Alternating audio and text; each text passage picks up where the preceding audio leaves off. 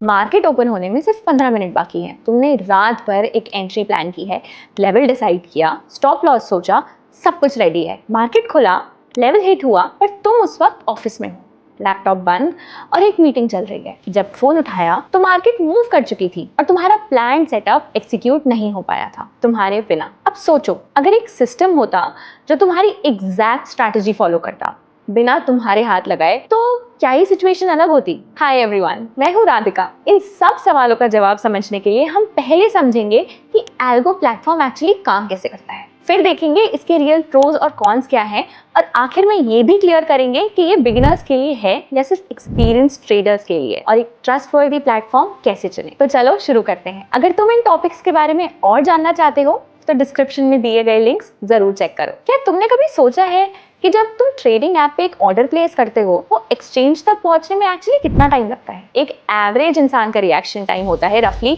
200 मिली second. एक algorithm वही काम करता है 1 मिली सेकेंड में। ये पॉसिबल होता है API की वजह से, यानी एप्लीकेशन प्रोग्रामिंग इंटरफेस। जब तुम किसी ब्रोकर के प्लेटफॉर्म पे अकाउंट खोलो, ब्रोकर तुम्हें एक API की देता है। ये की एक डिजिटल कनेक्शन प्रोवाइड करती है जिसके through authorised third party software तुम्हारे ब्रोकर अकाउंट से कनेक्ट कर सकता है। एक एल्गो प्रोवाइडर इस API का यूज करके एक स्ट्रैटेजी रन करता है। अगर स्ट्रैटेजी और परमिशंस प्रॉपर्ली कॉन्फ़िगर्ड हैं तो प्री डिफाइंड कंडीशंस पर ऑर्डर्स ऑटोमेटिकली ट्रिगर हो सकते हैं। और यहाँ एक चीज है जिसे लोग अक्सर इग्नोर करते हैं। एक्सचेंज को पता होना चाहिए कि ये ऑर्डर इंसान ने दिया है या मशीन ने। इसलिए हर एल्गो ऑर्डर के साथ एक्सचेंज एक यूनिक आइडेंटिफायर टैग करता है, और अगर तुम्हारा सिस्टम 1 सेकंड में 10 से ज्यादा ऑर्डर्स प्लेस करने लगे, तब एक्सचेंज के गाइडलाइंस के हिसाब से तुम्हारा एल्गोरिदम फॉर्मली रजिस्टर करना जरूरी हो जाता है। ये कोई रिस्ट्रिक्शन नहीं है, ये एक सेफ्टी नेट है जो तुम्हारे लिए बना है। इसका ऑब्जेक्टिव मार्केट इंटेग्रिटी और रिस्क मैनेजमेंट को सपोर्ट करना होता है। तो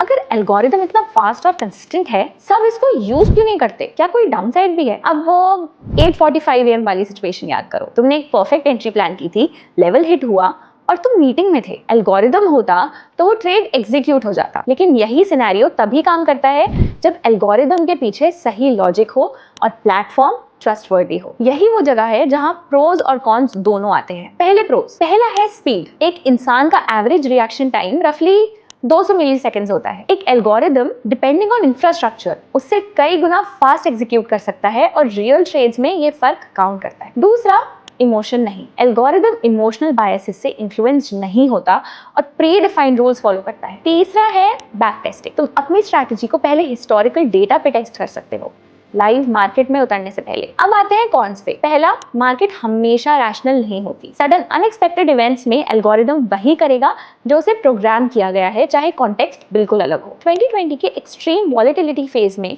कई स्ट्रैटेजीज ने एक्सपेक्टेड परफॉर्मेंस नहीं दिखाई थी। दूसरा है ओवर रिलायंस। एक स्ट्रैटेजी जो पास्ट में काम की जरूरी नहीं कि फ्यूचर में भी काम करे। मार्केट का कैरेक्टर टाइम के साथ बदलता है। तीसरा, और ये सबसे इंपॉर्टेंट कौन है, गलत प्लेटफॉर्म चूज करना। अगर जिस प्लेटफॉर्म पे तुम काम कर रहे हो वो अनरेगुलेटेड है, ये गारंटीड रिजल्ट्स का प्रॉमिस कर रहा है, तो चाहे एल्गोरिदम कितना भी अच्छा हो, रिजल्ट्स एक्सपेक्टेड नहीं मिलेंगे। टूल से ज्यादा प्लेटफॉर्म की ट्रस्टवर्दीनेस मैटर करती है। टूल गलत नहीं होता, चॉइस गलत होती है। तो एक सवाल जो नेचुरली आता है, ये एल्गो ट्रेडिंग एक्चुअली है किसके लिए? बिगिनर्स के लिए या सिर्फ एक्सपीरियंस ट्रेडर्स के लिए? उस मिस्ड ट्रेड वाले इंसान के लिए एल्गोरिदम यूजफुल था। लेकिन अगर वो किसी ऐसी प्लेटफॉर्म पे होता जहां स्ट्रैटेजी गारंटीड रिटर्न्स का प्रॉमिस कर रही थी, तो प्रॉब्लम टूल नहीं होता, प्रॉब्लम चॉइस होती। इसलिए प्लेटफॉर्म समझना उतना ही जरूरी है जितना एल्गो समझना। सीधा जवाब पहले, अगर तुम मार्केट में बिल्कुल नए हो तो एल्गो ट्रेडिंग समझने से पहले इन्वेस्टिंग और ट्रेडिंग के बेसिक समझना यूजफुल हो सकता है। पहले मार्केट का बेसिक लॉजिक समझो, एक स्ट्रैटेजी खुद सोचो, उसे मैनुअली टेस्ट करो। जब तुम अपने ट्रेड्स के रिजल्ट समझने लगो तब ऑटोमेशन का सोचो। एल्गो ट्रेडिंग एक टूल है,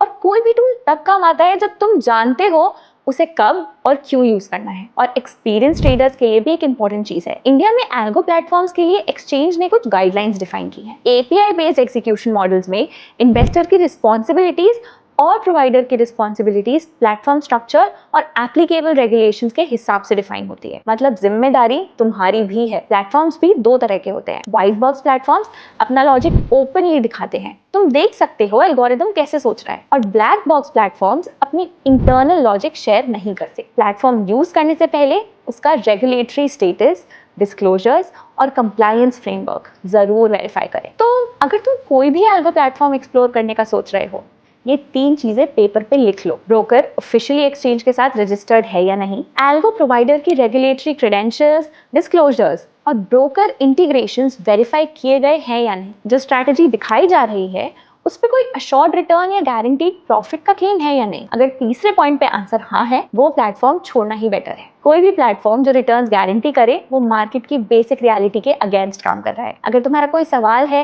एल्गो ट्रेडिंग के बारे में तो कमेंट में जरूर लिखो और फिनडॉक को फॉलो करो ताकि अगली वीडियो मिस ना हो। Investments in the securities market are subject to market risk. Read all the related documents carefully before investing.